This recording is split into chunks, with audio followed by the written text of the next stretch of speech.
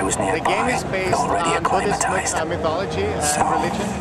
once again, And everything is based on real-world off to facts. rescue his kid brother. This is stuff that we didn't make I up. swear, We did if I find that stupid bastard alive, proper research I'm on gonna this kill him. and trying to base the story on real-world facts because we think as a developer, the real world offers so many opportunities for gameplay that you don't have to make them up.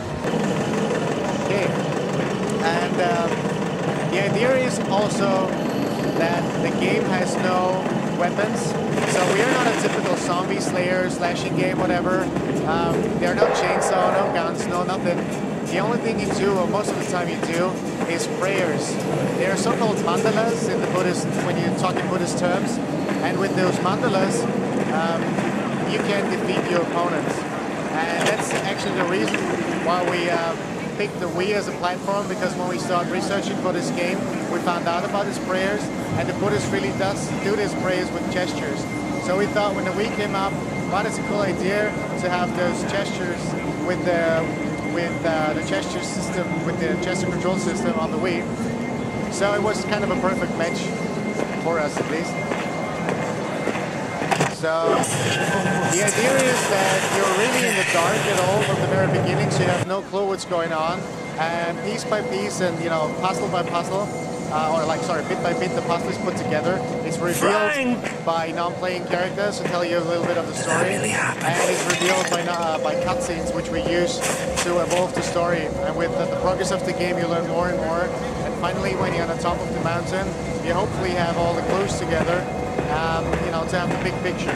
So the idea is that by just doing prayers, you just find a way to defeat your opponent. So actually, you're a very nice guy, because you learn throughout the story that the dead souls are entering a state which is called Bardo.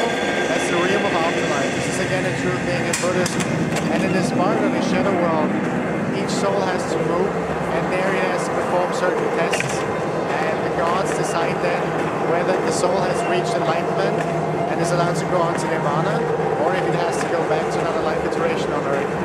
And in our case, because we have a curse that is spread out the region, the curse causes that all those souls are stuck in this shadow world, this Bardo, and can't move further nor back.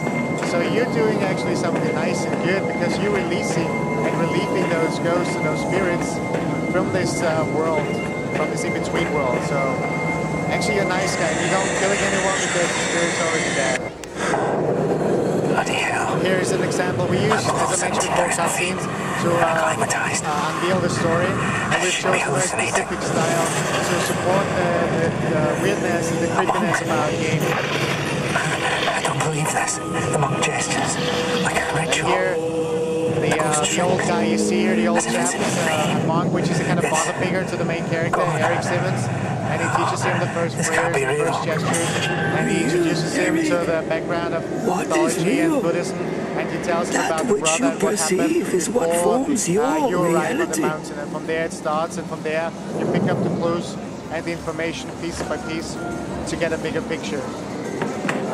Here, this first level is the tutorial level where everything is taught to the player, the comments, the controls, and also the special terms we have in the game.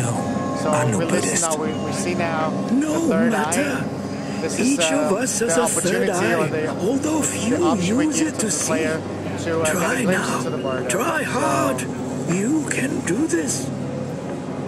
We can look around here. The Bardo, the shadow world, is represented by these black particles and dark clouds.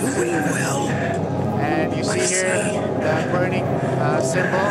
This is actually a Buddhist prayer symbol, and I can now aim at it, and I can rip the symbol, which means I can take away the specific prayer and the specific mandala that I need to perform this gesture, and then I can perform the gesture with control. It's in Curse Mountain, it's an exclusive Wii title, and will hit the shelves this fall.